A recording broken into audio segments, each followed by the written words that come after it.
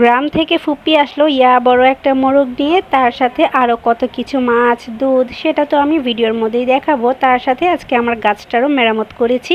এইদিকে ভাবিও কি সুন্দর পিঠা বানিয়েছে। সব মিলিয়েই থাকছে আজকের ভিডিওটা। আসসালামু আলাইকুম, সবাই কেমন আছেন? আশা করি সবাই অনেক বেশি ভালো আছেন।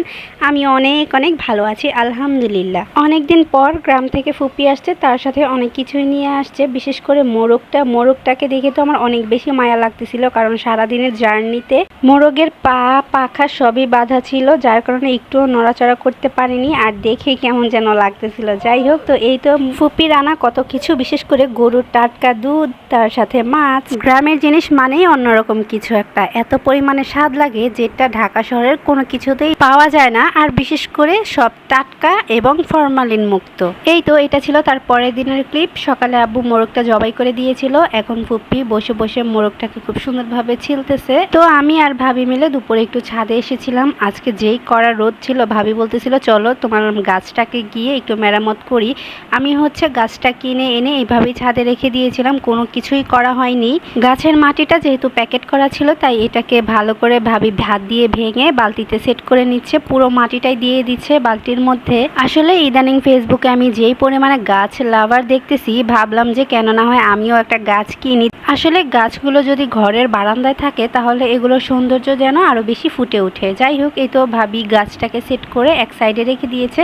আর তার পাশে আরও একটা ড্রাগন গাছ আছে। এখানে আরও 2টা ড্রাগন হয়েছিল, মাশাল্লাহ অনেক সুন্দর আর বড় বড় হয়েছিল।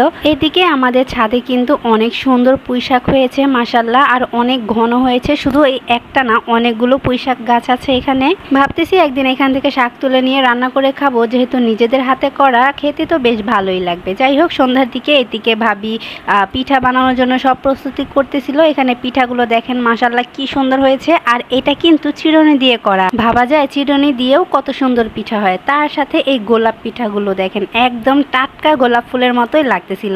এই তো আমি জাস্ট একটু ক্লিপ নিচ্ছিলাম ভাবি কিভাবে পিঠাটা তৈরি করতেছিল। প্রথমে একটু আটার ডো নিয়ে চিরুনির মধ্যে চেপে চেপে বসিয়ে নিয়েছে, তারপর এক পাশ থেকে আস্তে আস্তে উঠিয়ে এটাকে গোল করে রাউন্ড শেপ দিলেই হয়ে যাবে। আসলে এগুলো বানানো তো আর মুখে বলে বোঝানো যায় না, দেখলেই বোঝা যায়। আর আরেকটা কথা বলে রাখি, এই চিরুনিটা কিন্তু আমাদের ইউজ করা না, এটা একদম নতুন একটা চিরুনি আমরা কিনে এনে দেন ভালো করে পরিষ্কার করে ধুয়ে তারপর ব্যবহার করেছি। এই পিঠাকে তো আমরা পাক্কন পিঠা হিসেবেই জানি, আপনাদের অঞ্চলে এটাকে কি বলে ডাকে অবশ্যই কিন্তু কমেন্ট করে জানাবেন। এরপর এই তো রাতে আম্মু এখানে রান্না করার জন্য প্রস্তুতি নিচ্ছিল। আজকে রাতে আমাদের গরুর মাংস রান্না করা হবে।